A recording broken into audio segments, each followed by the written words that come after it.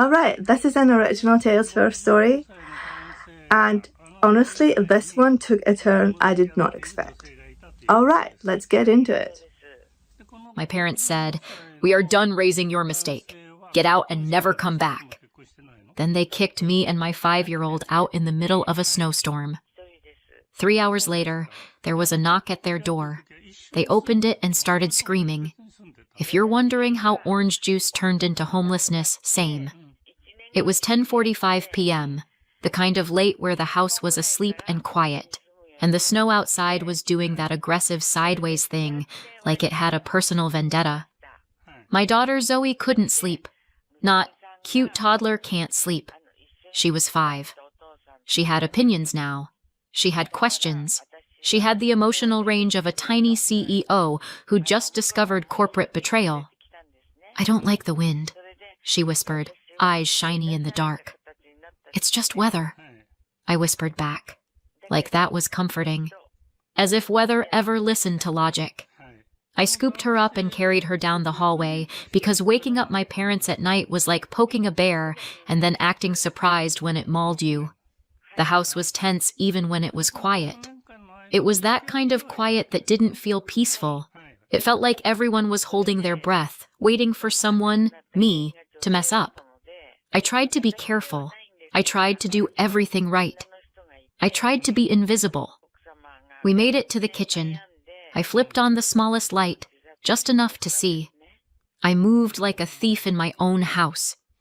I poured Zoe a small cup of orange juice because it was the one thing that usually made her settle. It felt like a tiny, harmless solution. Lights on equals problem, footsteps on the stairs, a door opening upstairs. A sigh, heavy with disgust, like I'd committed a crime by needing air. Mom appeared at the top of the stairs, her voice sharp and tired in that special way that meant it wasn't about the moment, it was about me. "What are you doing?" "So he couldn't sleep," I said quietly. "I'm just..." My sister Savannah appeared too, hair messy, face already irritated like she'd been woken from a life of luxury by peasants. Savannah was 17, which is old enough to know better and young enough to think the world owed her silence. She squinted at Zoe like Zoe was a bug on her shoe. "Are you kidding me?" Savannah hissed. "I have school. Some of us actually have plans." I apologized automatically because that was the family religion. Apologize first, explain never. "I'm sorry," I said. "We'll be quick."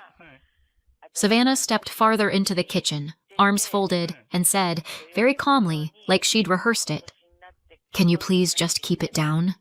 It's late." Zoe's hands were small and clumsy, shaking. She reached for the cup. Her fingers slipped. The cup tipped. Orange juice spilled onto the carpet. One beat of silence. Just one. My brain instantly went into fix-it mode. Towels. Paper towels. Something. Anything. It's juice. It's not acid. It's not blood. It's not... Dad's footsteps hit the stairs hard enough to make them creak. Mom gasped like the house had been stabbed.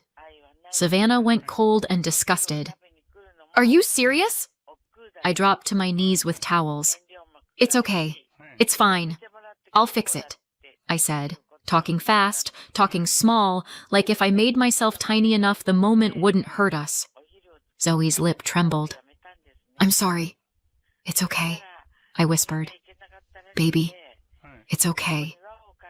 Dad moved like he'd been waiting for this, like he'd been sitting there his whole life, waiting for orange juice to give him permission.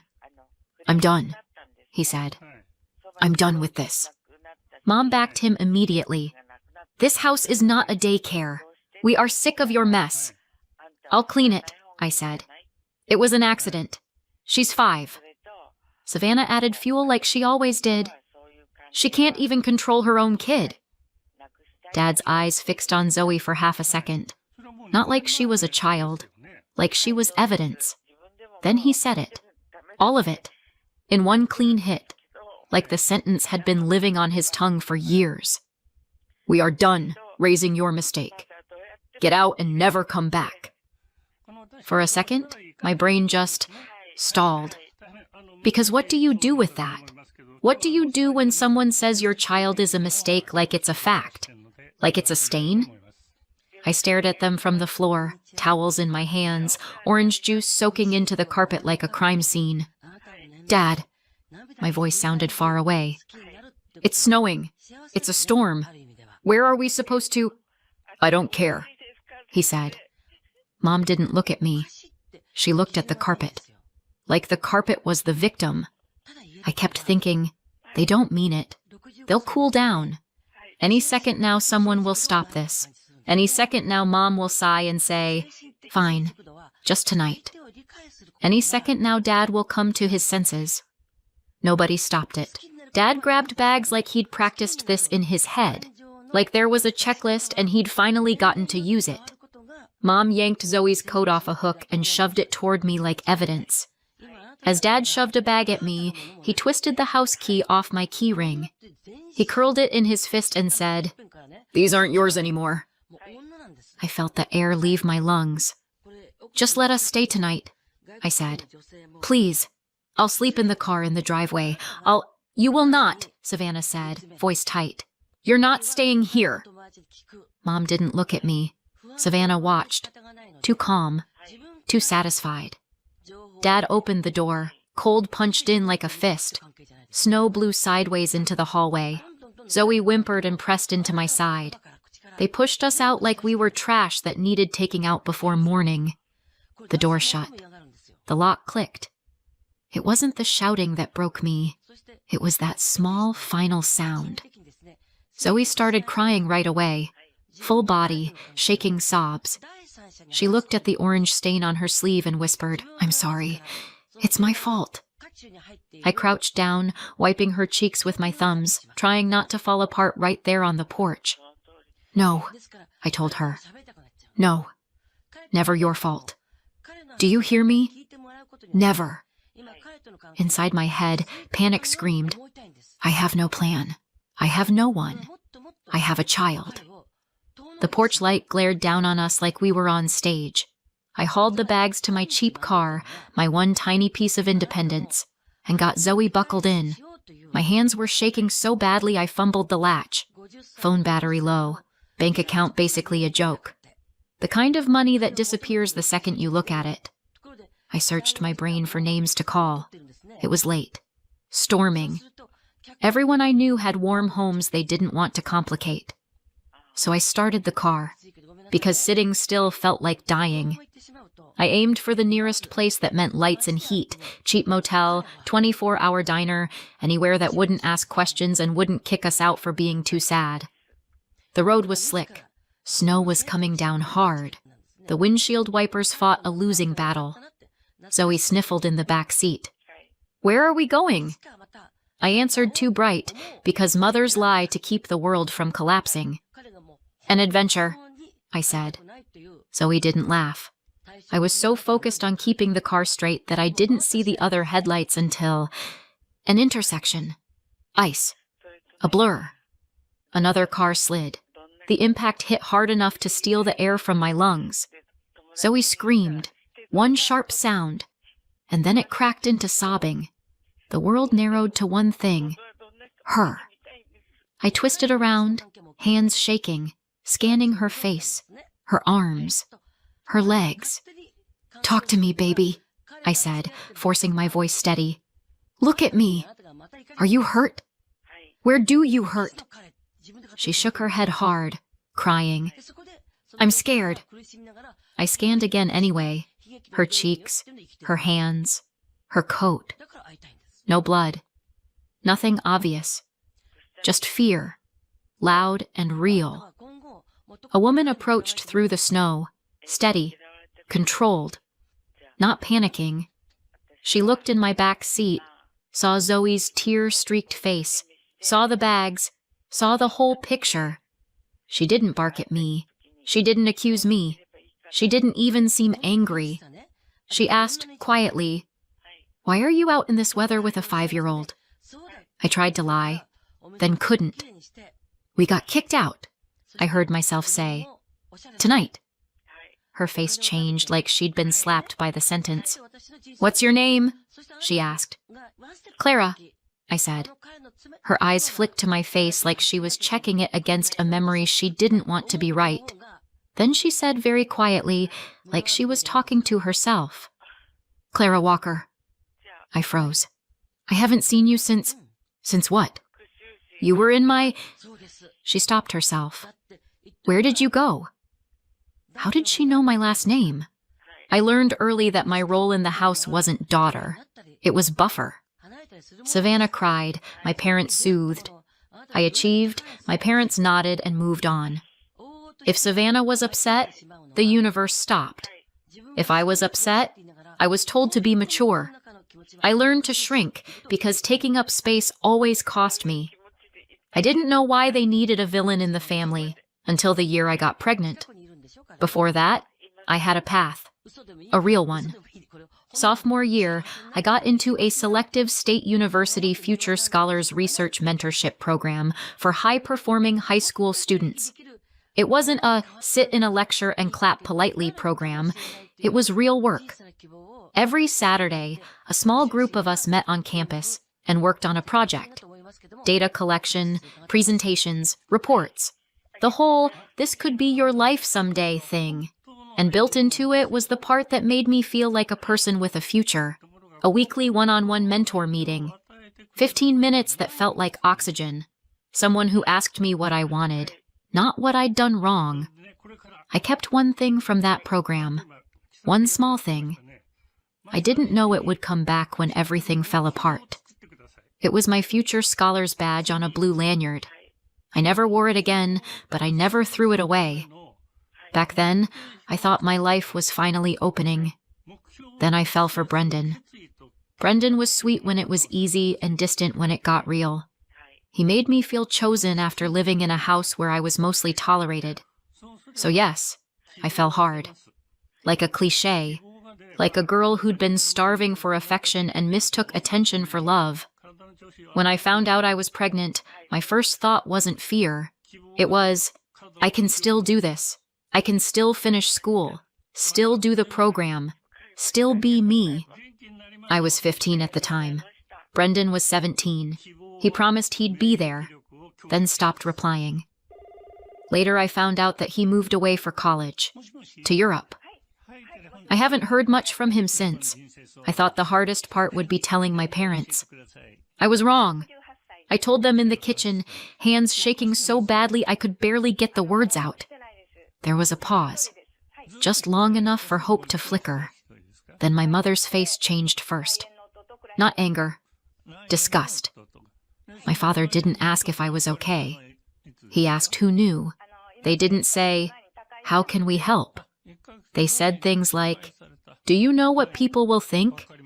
You embarrassed us. You threw your future away." Savannah watched like it was entertainment. Like this proved something she'd always believed about me. I expected punishment. I didn't expect erasure. They decided I wouldn't go back to school for a while. Then it became homeschool. Then it became, you're not going back at all. They said it was to avoid gossip, to keep the family respected, to not parade my shame around. Like my body was a billboard and my baby was a scandal. They pushed me to drop the mentorship program immediately. No more Saturdays, no more meetings, no more future. I tried to fight it. I tried to bargain. I tried, just let me finish the semester.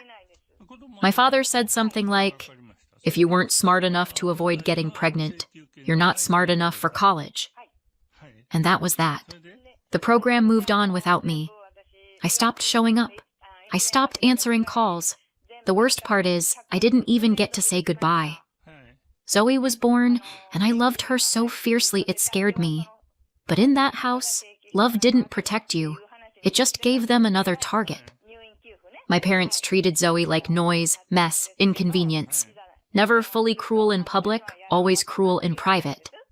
Savannah got a normal teen life. Sleepovers, school, friends. I got exhaustion and reminders that I owed my parents for letting me stay. I promised my daughter she was never a mistake. And then, 5 years later, she spilled orange juice. Back in the car, my mouth was still open with a question I couldn't ask. Zoe's voice came small behind me. Mommy, are we going home? My hands locked around the steering wheel like it could fix things. We're going somewhere warm, I said, because that's what you say when you don't have a home and your kid is 5. Outside my window, the woman didn't look angry. She looked alert, like she was already scanning for the next thing that could go wrong. She leaned just enough so Zoe could see her face. Then her eyes flicked over Zoe, seatbelt, cheeks, hands, quick, checking, not lingering, and she looked at me. Is she hurt? No, I said too fast. I don't think so. She's just scared. Zoe made a small broken sound that confirmed it. The woman nodded once. Okay. My heart was still trying to climb out of my chest. Snow hissed across the glass. I'm sorry, I blurted. I didn't see you. She cut through it like she'd heard panic before. It's a bumper, she said. Don't worry about it. I stared at her. Most people worry about bumpers. Entire neighborhood feuds have started over less. I hit you, I said, because my brain needed reality acknowledged. Needed someone to be mad so the world made sense. You misjudged in a storm, she corrected. That happens. Then, like she was changing channels. How old is she? 5. Her expression tightened. Not at me. Not at the dent. At the 5. She looked at Zoe again. Hi, sweetheart. What's your name? Zoe hesitated. Looked at me like she was asking if we were allowed to speak. Zoe, I said for her. Her name is Zoe. The woman nodded. Hi, Zoe. I'm Simona. Then she looked back at me. Clara, where were you headed? A motel, I said, and it sounded pathetic the second it left my mouth. And after that? She asked. My throat tightened. I don't know. She didn't judge me. She didn't pity me. She just waited.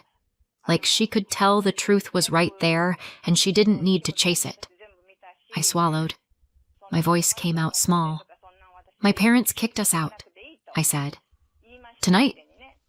Something shifted in her face. Not surprise. More like anger deciding where to land. In this weather? She asked, voice quiet. I nodded once. Zoe made a small whimper behind me, like she understood enough to be scared. Simona exhaled through her nose. Then she said very calmly, like she'd made a decision that didn't require my permission. Okay, you're not driving anywhere else tonight. I have to, I said automatically. I don't have... I heard you, she said. You don't have anywhere. That's why you're not driving. She stepped back from my window and pointed toward a small parking lot nearby. Hazards on, she said. Pull into that lot. Slow. I'll follow you. I wanted to argue. My pride tried to sit up like it still had rights. But Zoe whispered, Mommy. And my pride sat back down immediately. I flicked my hazards on. I eased the car forward and into the lot with the delicacy of someone defusing a bomb. Simona parked behind me. She got out, took 2 quick photos of the bumpers and the intersection, then tucked her phone away like she'd just filed the dent into a drawer labeled later. I got out too, and the cold hit hard enough to steal my breath. I'm really sorry, I said again, because I guess I'm committed to this brand. It's fine, she said, eyes already on Zoe through the glass. Is her car seat secure? Yes. Good. Then she looked at me. Do you have your keys? My car key, I said. Yeah. My house key. No, he took it. Her jaw tightened slightly. Okay. She didn't say more. She walked to her back door, opened it, and pulled out a blanket. Not as a dramatic prop. Just matter of fact. Like she kept one because life happens. She spread the blanket across the back seat and opened the door. Hey, she said softly. Come sit here. We're getting warm. Zoe stared at her, then checked my face. I nodded. It's okay, baby. She climbed in, coat clutched tight, and her breathing finally slowed. I grabbed our bags from my car. My fingers fumbled the zipper. I dropped one bag because of course I did. Simona picked it up and handed it to me without making it a moment. "Lock your car," she said. I did. That click felt too small for the night we were living. And then I slid into the front seat of Simona's car, heart still trying to climb out of my throat. As we drove, my brain tried to catch up. It finally remembered the thing she'd said at the crash. Quiet. Exact. "Walker?" I didn't ask. Zoe was right behind us, listening. And I couldn't risk the answer being something she'd carry. Simona drove in calm silence for a minute, then asked, "Do you have any friends you can call?" I stared at the dashboard. "No." No explanation. No excuses. Just no. She nodded once. "Okay. That word again. Okay. Like it was a fact, not a failure." We pulled up to a modest house with warm lights. Nothing flashy. Nothing cold. Just stable. Inside, heat wrapped around us so suddenly my eyes stung. Zoe sagged under the blanket the moment the door shut, like her body had been holding itself together on pure fear. Simona disappeared for 30 seconds and came back with thick socks and a mug of hot chocolate that smelled like it had actual effort in it. Zoe blinked up at her. "Are you nice?" she asked, because 5-year-olds have no filter. Simona paused like she was choosing her words carefully. "I'm trying," she said. "Is that okay?" Zoe looked at me. I nodded, throat tight. "Yeah, baby." Simona turned to me. "Sit." I sat on the edge of the couch, still in my coat, still braced for yelling that never came. The house was quiet. Soft lamps, books, a neat stack of mail, one coat on a hook, the kind of quiet that doesn't feel like a trap. My hands wouldn't stop trembling, so I opened my bag just to give them something to do, and the blue Future Scholars lanyard peeked out. My face went hot. Of course I still had it. Like some embarrassing little souvenir from the life I didn't get to live. I shoved it down fast, like hiding it would hide the fact that I used to be someone with a plan. Simona's eyes flicked to it anyway.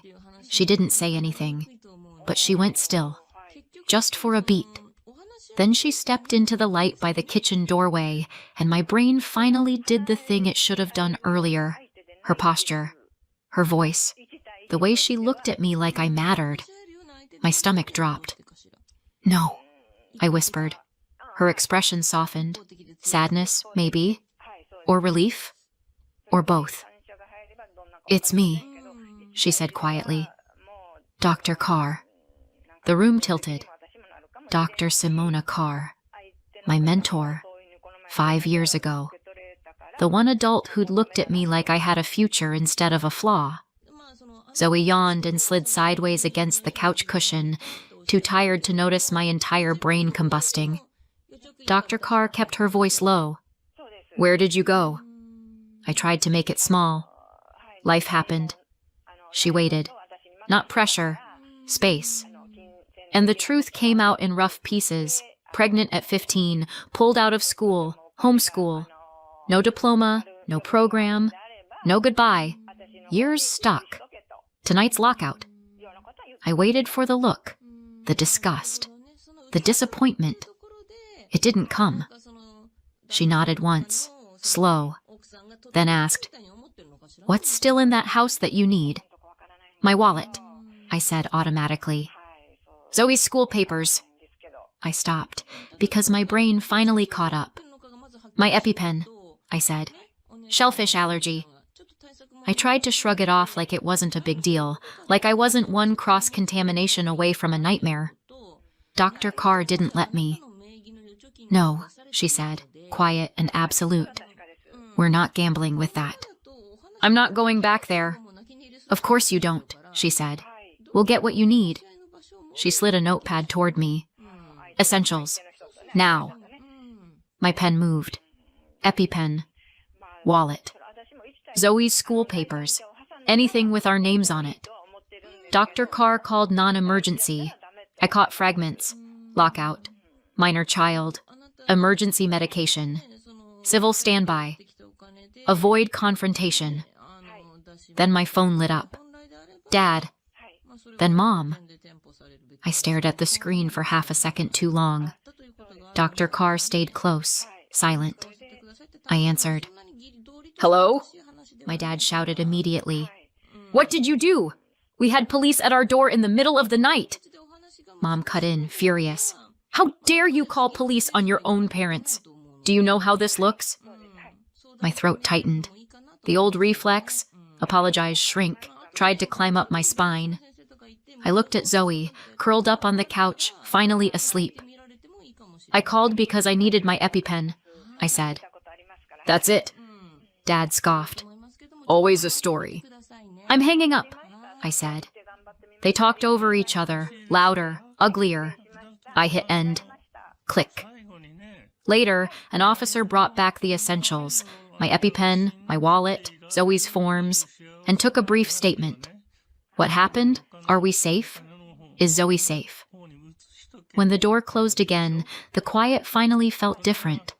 Not the quiet before punishment, the quiet after survival. Dr. Carr didn't praise me, didn't lecture me. She just asked, Are you hungry? It was so normal it almost broke me. Later, after Zoe was tucked under a blanket and my EpiPen was placed somewhere I could grab fast, I said, because politeness is my default even when my life is on fire. Thank you. We'll find somewhere tomorrow. Dr. Carr looked at Zoe, then at me. You can stay here, she said. Not pity, not a suggestion, a fact. For tonight?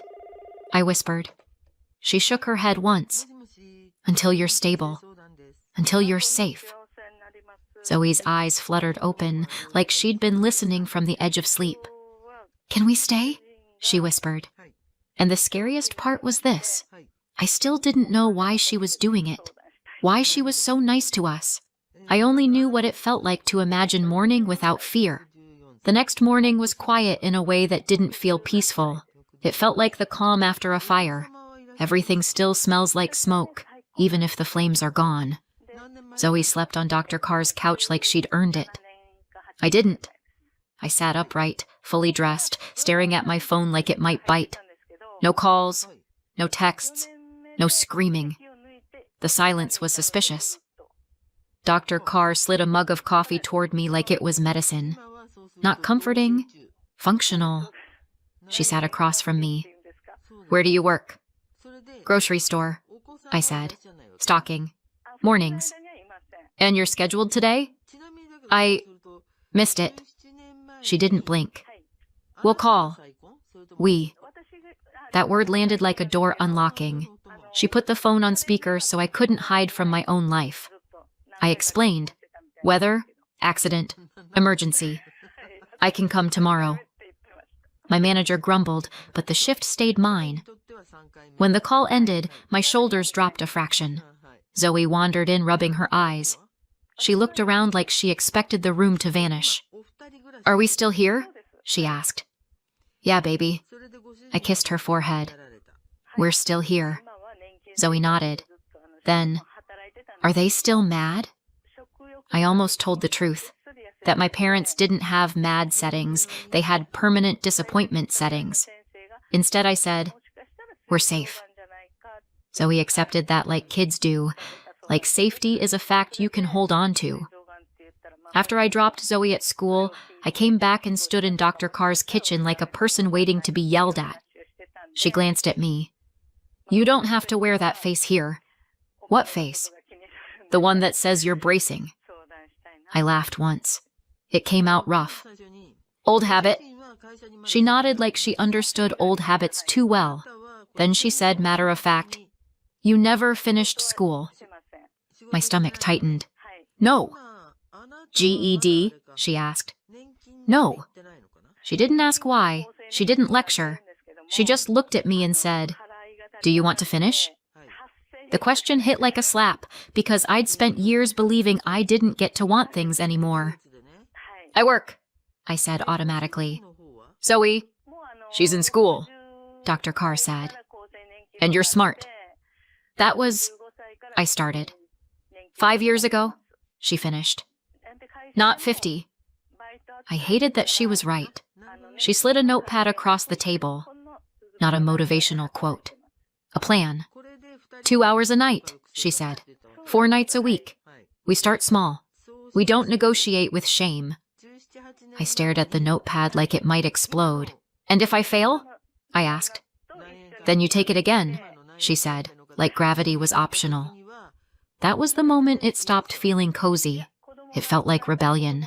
Not dramatic rebellion. Quiet rebellion. The kind that looks like a grown woman opening a math book and refusing to believe the voice that says she's too late. My schedule became ridiculous on purpose. Work early mornings, Zoe's school drop-off, study at Dr. Carr's table while Zoe colored beside me, dinner, bath, Zoe's bedtime. Then another hour with a book I'd been told I didn't deserve. Some nights I wanted to quit. Not because it was hard, because it made me angry. Angry that my parents stole my education and called it discipline. Angry that I had to rebuild what should have been mine the first time. The first time I passed a GED practice test, Zoe cheered like I'd won a championship. Mom is smart, she announced. I snorted. Mom is stubborn. When I passed the real test, I cried in my car in a parking lot like a person with excellent emotional regulation. Zoe asked why I was crying, and I told her, happy. And she said, oh, like happy crying was normal. Then community college. Because tuition doesn't care about inspirational stories. I kept my job. I took classes when I could. I learned to live in the space between not enough time and do it anyway. Dr. Carr didn't rescue me with speeches. She showed up with logistics. A ride when my car wouldn't start. Babysitting when Zoe got sick and I had an exam. A calm email when a professor acted like accommodations were a moral failure. I didn't become fearless. I became practiced. Then I transferred back to State University. Walking onto campus felt like stepping into an alternate timeline, one where I hadn't been erased. And there, on a random weekday, I saw the building where future scholars used to meet. My stomach flipped so hard it felt like the past had hands. Dr. Carr didn't say anything. She just walked beside me. Student-parent life on campus was brutal. Everyone acted like you could be a perfect student if you just managed your time, as if time management includes materializing childcare from thin air. I met other student moms in quiet panic, always apologizing, always one emergency away from dropping out.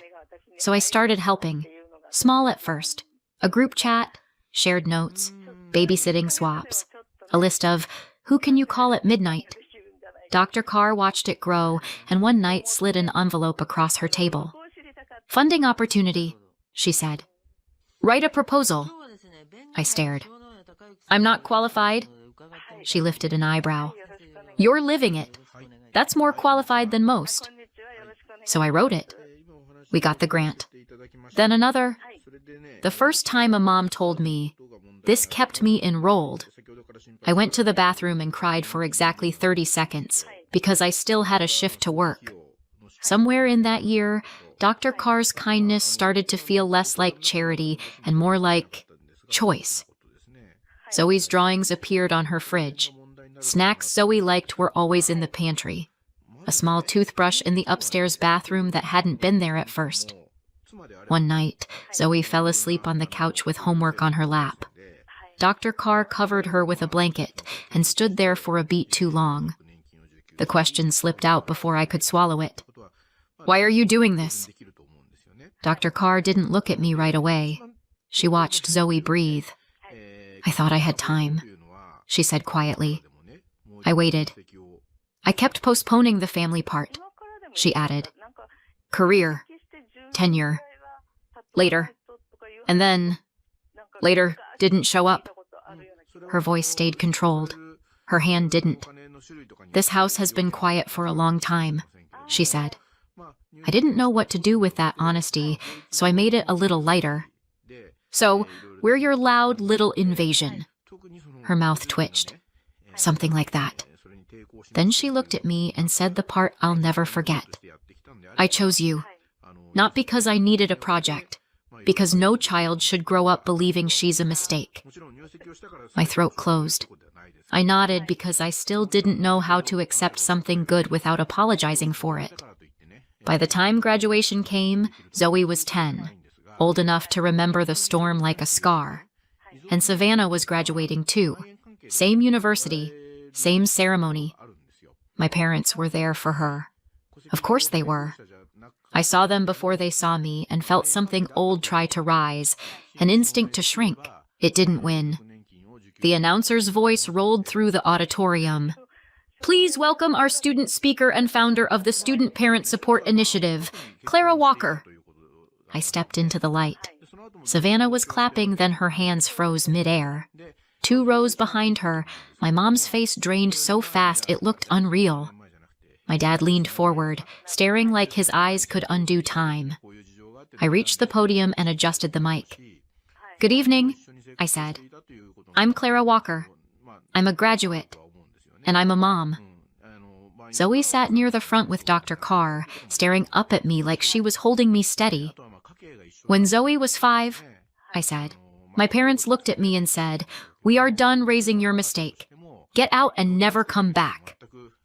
The room went dead quiet. Heads turned, subtle at first, then sharper, toward the section where my parents sat frozen. My mom covered her mouth. My dad's hands clenched together until his knuckles went white. Savannah stared hard at her lap like it might swallow her. They took my house key, I continued, voice level. They pushed a couple bags into my arms. They shut the door while it was snowing sideways. I didn't need to embellish it. The truth carried itself. I sat in my car with a child asking me if we were going home, I said. And I had to answer like a mother even when I felt like a scared kid myself. You could feel the room change. People weren't politely listening anymore. They were there. And that same night, I got into a minor car accident, I said. Nobody was hurt. But I remember thinking, of course. A few uneasy laughs, because pain plus timing is comedy's darker cousin.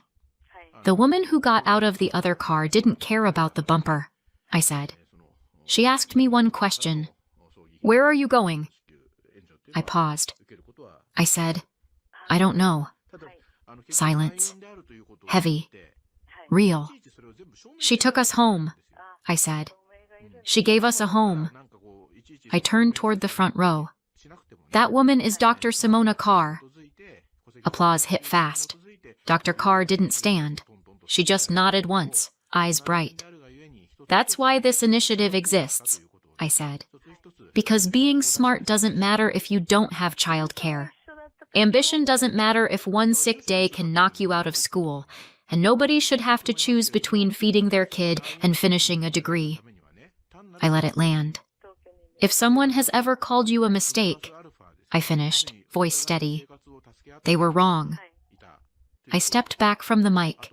The applause rose, stronger now, not polite anymore. My mom was crying openly. My dad stared straight ahead like the floor had shifted. Savannah still couldn't lift her hands to clap. For the first time in my life, they didn't get to control the story.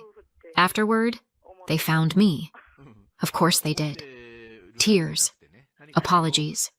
The sudden, desperate need to rewrite history into something softer.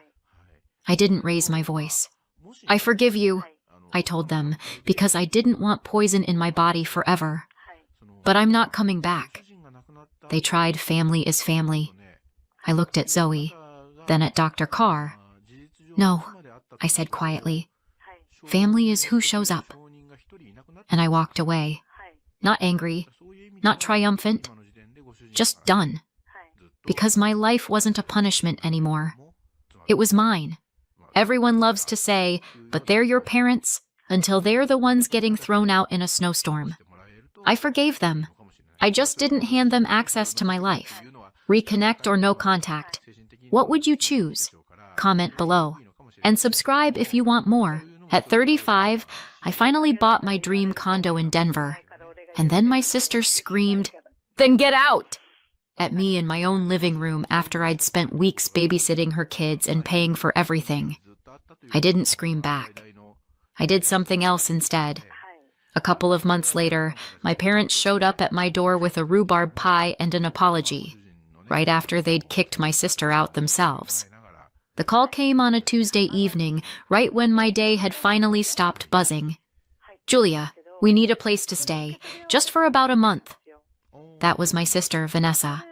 Inside, everything in me went, "No, absolutely not." On the outside, I said, "What happened?"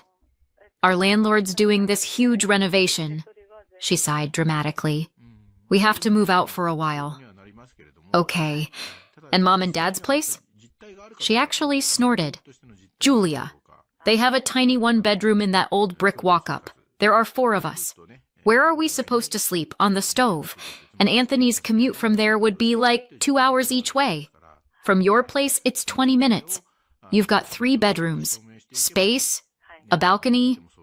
It's perfect." She softened her voice. "I promise, we'll only be there a month. Max." I was sitting at my kitchen island, looking at my perfectly quiet, perfectly organized brand new condo. 3 bedrooms, giant windows, a little terrace overlooking some trees, and very expensive landscaping. It was my home and my office. I run a small interior design studio, and I'd spent months turning this place into my minimalist sanctuary. I lived alone. I liked living alone. Every mug had its hook. Every pillow had its place. The idea of 4 extra people moving in made my eye twitch. But she was my sister, and 1 month sounded survivable when she said it fast. I exhaled. "Fine, but bring only the essentials. The rest can go in storage or on Mom and Dad's balcony." "Of course. Thank you. Seriously, Julia. You're saving us." 2 days later, a rented U-Haul truck pulled up in front of my building like we were staging a small corporate relocation. I watched from the window as Vanessa and her husband Anthony unloaded box after box after box. When they finally made it upstairs, my living room turned into a satellite warehouse for IKEA. "Vanessa, what is all this?" I stared at the towers of bins and bags. I said, "Only the essentials." She shrugged, already shoving a box into a corner. "You know Mom and Dad's balcony is full of their junk, and storage units are crazy expensive. Don't worry, we'll arrange everything neatly." They didn't. Boxes loomed in every corner. Suitcases exploded. My carefully curated, airy interior vanished under a landslide of someone else's stuff. "And where is everyone supposed to sleep?" I asked, trying very hard not to sound like I already regretted my life choices. "Well," Vanessa said brightly, "Anthony and I can take the guest room. The kids can have your bedroom. It's the biggest. And you can set up in your office. There's that pull-out sofa, right?"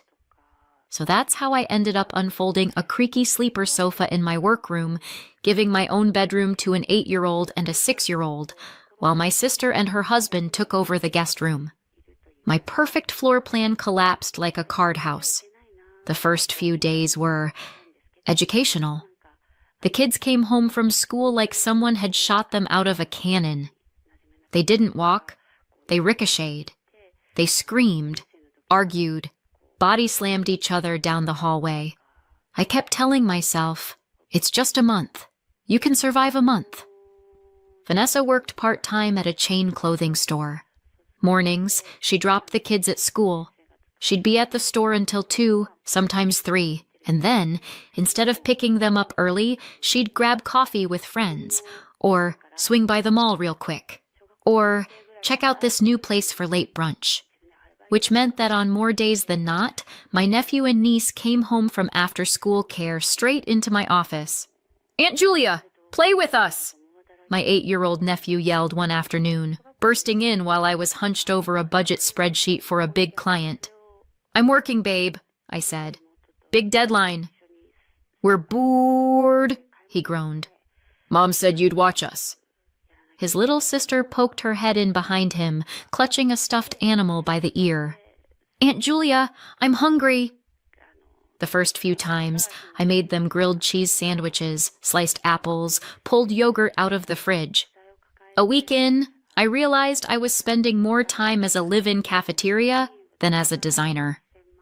Okay, guys, I said finally. You're big kids. You can make your own snacks. Bread, cheese, turkey, everything's right there. Just don't use the stove without me. They managed just fine. Kids are remarkably competent when the alternative is starvation. 2 days later, Vanessa stormed into my office, arms folded. Julia, why are my kids living on dry sandwiches? I blinked at her. Because I'm trying to work, and they're constantly starving? But you're home all day, she said, like she was breaking devastating news. Vanessa, my home is my office. I earn money here. I have deadlines, Zoom meetings, site visits. This isn't me hanging out, this is my job. She narrowed her eyes. So what am I supposed to do with them? I stared at her for a beat. I don't know. Maybe actually parent your own children instead of brunching your way across Denver? She absolutely did not appreciate that suggestion. The situation really blew up the morning I had to drive out to a gated community in the foothills, about 2 hours each way, to supervise a major kitchen and living room remodel. Big client. Big money. Definitely not optional. I told Vanessa the night before. Tomorrow I'll be gone all day. I'm leaving at 8, back late. She nodded vaguely, scrolling on her phone. Yeah, no problem. The next morning, I was standing by the door with my keys in hand when she suddenly jumped up like I'd announced I was moving to the moon. You can't leave, she snapped. What am I supposed to do with the kids? Take care of them, I said. They're your kids. But I made plans with Lisa, she whined. We were going to try this new place for late breakfast. I already told her. Then cancel, I said. It's work, Vanessa. You know, that thing that pays for this condo where you're currently living rent-free? She threw a full-blown tantrum. I left anyway. Work is work. When I got back that evening, the moment I opened the door, I was hit by sound. The TV was blasting at airport runway volume. My parents both have hearing problems, so the volume dial lives permanently at max. The kids were sprinting around and shrieking. My parents were yelling to each other over the noise, and Vanessa was on the phone, laughing like she'd just heard the funniest joke of her life. Hi, Mom. Hi, Dad, I said, stepping around a pile of Legos. What are you doing here? Vanessa called, Mom said, eyes glued to some game show. She said you abandoned the kids. Somebody has to watch them. Abandoned, I repeated. I went to work. Well, we're here now, she said. And don't worry about dinner. I cooked for everyone. I'll admit, that part was nice. A real, home-cooked meal for the first time in a week. But from that day on, it was like a gate opened. Instead of one extra family, I had the whole clan in my condo on a daily basis. Every afternoon turned into chaos hour. Kids screaming, TV roaring, Vanessa gossiping on the phone, Mom and Dad shouting to be heard over all of it. Working became physically impossible. The following Saturday, I had another site visit. This time, a full gut remodel of a suburban house about an hour's drive away. I couldn't skip it. The contractor needed decisions on finishes. By the time I got home that evening, I heard the noise from the parking lot. Music, laughter, too many overlapping voices. I walked through my condo to the terrace windows and froze. My parents had thrown a full-on backyard barbecue on my terrace and the shared grill area. At least 15 people were out there. Distant relatives, neighbors, people I didn't recognize at all. They'd dragged out all my patio furniture, occupied the grill, and, judging by the empty fridge I found later, gone through the week's groceries I'd bought the day before. I took a breath, pasted on a polite smile, and stepped outside. No point making a scene in front of half the extended family. Julia, Dad yelled, waving a skewer like a baton. Come join us. We decided to have a little get-together. You don't mind, right? Did I mind? I minded a lot, but I wasn't about to start screaming over a tray of hot dogs. Of course, I said tightly. I see you found everything you needed. When the last guest finally left around 10, my parents mumbled something about being tired and having church in the morning and took off. Vanessa and Anthony disappeared into their room with the kids. I spent the next 2 hours crawling around the terrace, picking up beer bottles, disposable plates, half-eaten kebabs, and cigarette butts. My pristine outdoor space looked like the back lot of a stadium concert. The next day, around noon, my parents showed up again with the kids in tow. "We're here to sit with the kids while Vanessa runs some errands," Mom announced like she was doing me a favor. "Actually," I said, "we need to talk about yesterday." Dad sighed dramatically. "Oh, come on, Julia. We just relaxed a little. You're always alone here. It's not good for you. Sometimes you need some company." "I don't want any more parties here," I said. "No barbecues, no little get-togethers without asking me." "Don't be ridiculous." Mom waved me off. Vanessa shuffled out of the guest room, squinting. "What's with all the noise?"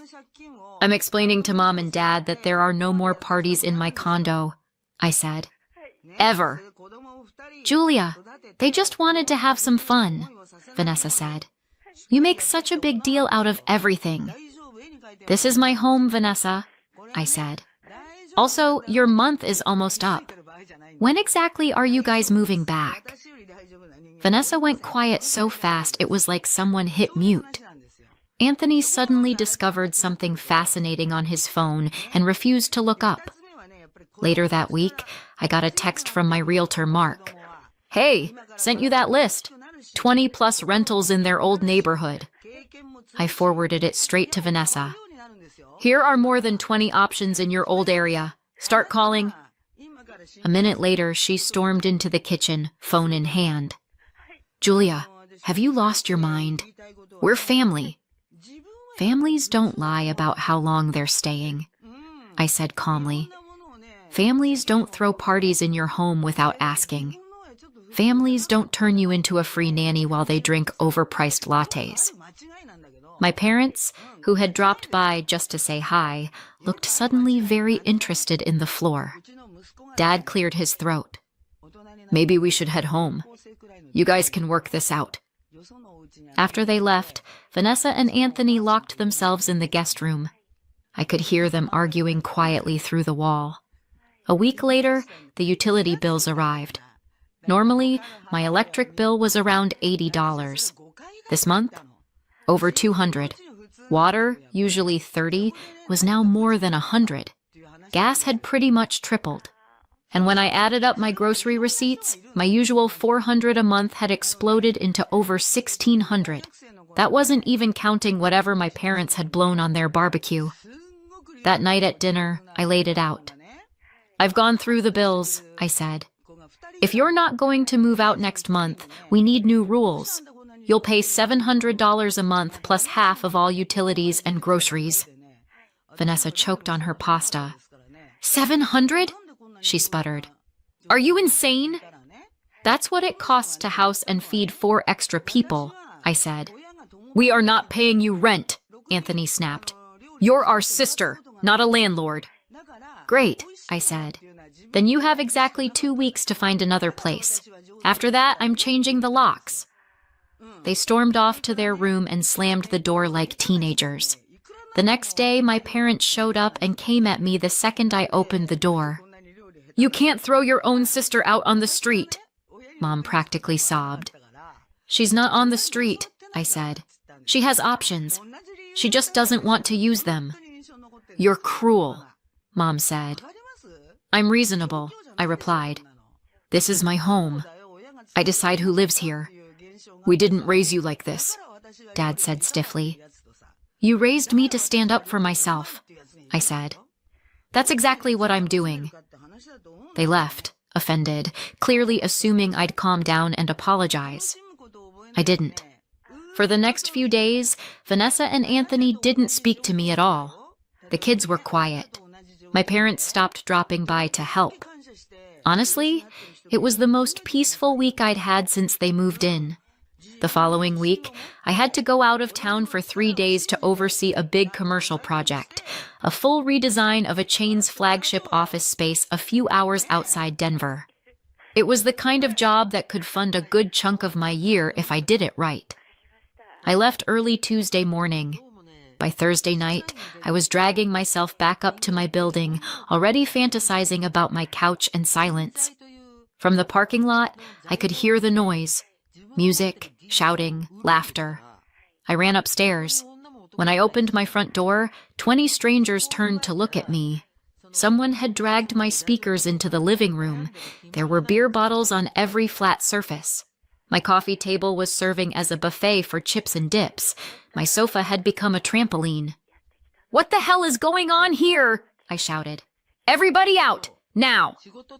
Vanessa staggered toward me, clearly drunk, with a sloppy smile. "Oh, relax," she slurred. "Don't be such a buzzkill." "This is my condo," I said, every word clipped. "This party is over. I want everyone out." She squinted at me, swaying slightly. "Don't like it?" she drawled. "Then get out." For a second, I thought I'd misheard, but the room went quiet. Everyone stared. Some random guy I'd never seen in my life threw an arm around her shoulders and yelled, "Yeah, it's our place now. Beat it." The crowd laughed and hooted like this was the funniest thing in the world, telling the actual owner to leave her own home. I could have called the police right then. Trust me, I thought about it. But I didn't feel like dealing with a room full of drunk strangers and a long night of explaining my lease to an overworked cop. So I did exactly what Vanessa had told me to do. I grabbed my bag and left. There's a budget hotel just off the highway, one of those places with a waffle maker in the lobby and carpets older than the receptionist. I checked in for the night, lay there staring at the ceiling, and went over every choice that had led me to this point. In the morning, I went back. The condo was quiet. The door wasn't even locked properly. Inside looked like a hangover. Beer bottles everywhere, food ground into the rug, sticky rings on the coffee table. My once gorgeous, custom-made coffee table had a cigarette burn right in the middle, like someone had decided it was an ashtray. I didn't cry. I opened the windows, put my hair up, and started working. All morning, I methodically packed Vanessa's family's belongings into boxes and suitcases. Everything they'd brought with them when they moved in, plus all the extra junk that had multiplied over the past 6 weeks. Clothes folded, kids' toys sorted, shoes paired. I organized their chaos the same way I organize my clients' homes. Only this time, I wasn't getting paid. By noon, there were neat columns of boxes and luggage lined up by the door. That's when I heard a key in the lock. Vanessa came in with the kids behind her. They froze when they saw the luggage. "Julia, what are you doing?" she gasped. "You can't kick us out. We have nowhere to go." "You should have thought about that before you threw a drunken party in my home and told me to get out," I said. "You have 2 weeks, just like I told you. Your stuff is packed. Start looking." The kids looked from her to me, confused and scared. That part hurt. None of this was their fault. "Please, Julia," Vanessa sobbed. "I'm sorry, okay? It won't happen again." "You're right," I said. "It won't. Because you won't be living here." She kept crying, but I was done. The switch had flipped. An hour later, my phone rang. I didn't even get a chance to say hello before Mom's voice blasted through the speaker. "How dare you throw your own sister out?" she screamed. I hung up. They called 5 more times. I didn't pick up. For the rest of the week, nobody spoke to me in that apartment. Vanessa and Anthony acted like I was a ghost. The kids stayed quiet. My parents stopped showing up to help with anything. It was, again, blissfully calm. The next Wednesday, I had to drive 3 hours to check on a very high-end remodel for one of my best clients. Italian tile, custom cabinetry, the works. I wasn't going to risk that job for anything. I got home around 10 that night. My condo was empty. Every box, every suitcase, every toy, every piece of Anthony's clothing, gone. They'd moved out while I was gone. No note, no text, no, thanks for letting us wreck your life for a month and a half.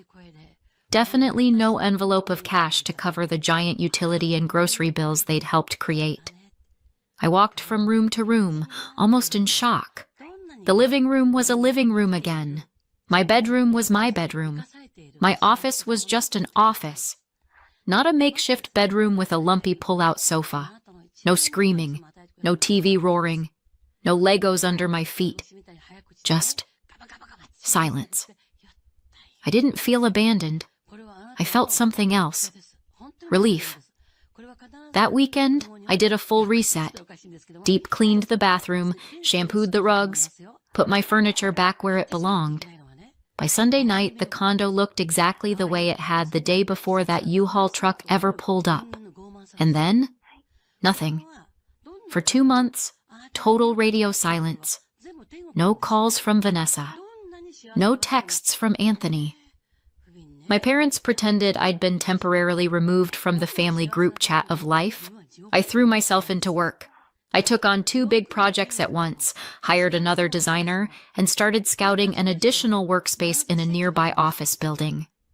Without the constant chaos, my productivity went through the roof. One Saturday morning, there was a knock on my door. I checked the peephole. Mom, holding a glass baking dish. I opened the door. Hi, Mom. Hi, honey, she said, stepping in. She held up the dish. Your favorite. Strawberry rhubarb pie. She set it on the kitchen counter, then sat on the couch and slowly looked around my clean, quiet condo. Julia, she said finally, we owe you an apology. That I wasn't expecting. 2 weeks ago, we kicked Vanessa and her family out, she said. Well, there it was. You kicked them out? I repeated. We couldn't take it anymore, Mom said. Every morning she dropped the kids off on us and disappeared for half the day. Out with her friends, shopping, who knows where. She never helped around the house, never bought groceries, never cooked. And Anthony wasn't any better. He came home from work, collapsed on the couch in front of the TV, and ate everything in sight. She sighed, looking suddenly older. The kids ran and screamed all day. Vanessa was always on her phone. Our bills doubled just like yours. We even had to buy groceries on your father's credit card. We just couldn't afford to feed 4 more people. Sounds familiar, I said quietly. Now we understand, she said. Why you couldn't let them stay here forever. You were right to set boundaries. We should have supported you, not taken their side. Where are they now? I asked. They found a small 2-bedroom on the other side of town, Mom said. Not a great neighborhood. Vanessa complains it's cramped and nothing like your place. She'll adjust, I said. We hope so. Mom paused. Julia, we're very sorry. We should have listened to you from the beginning. I looked at her. She did look older, tired. Dealing with my sister had clearly wrung her dry. I appreciate that, I said. Really, and I want us to be a normal family again, but I need you to understand. My home is my home. No more surprise parties, no surprise tenants. Ever. Of course, she said quickly. We understand. Completely. She hesitated. As for Vanessa, she's still angry. She says you put them in a bad situation. Mom, she lied about their old place. She didn't have to give up that apartment. She chose to, without telling anyone, because she assumed she could camp out here indefinitely. Mom winced. We know that now. We talked for another hour. She gave me family updates, asked about my projects. For the first time in months, she actually acted like my mom instead of Vanessa's publicist. When she got up to leave, she hugged me tightly. We missed you, Julia, she said. The house feels empty without you. I missed you too, Mom. I said.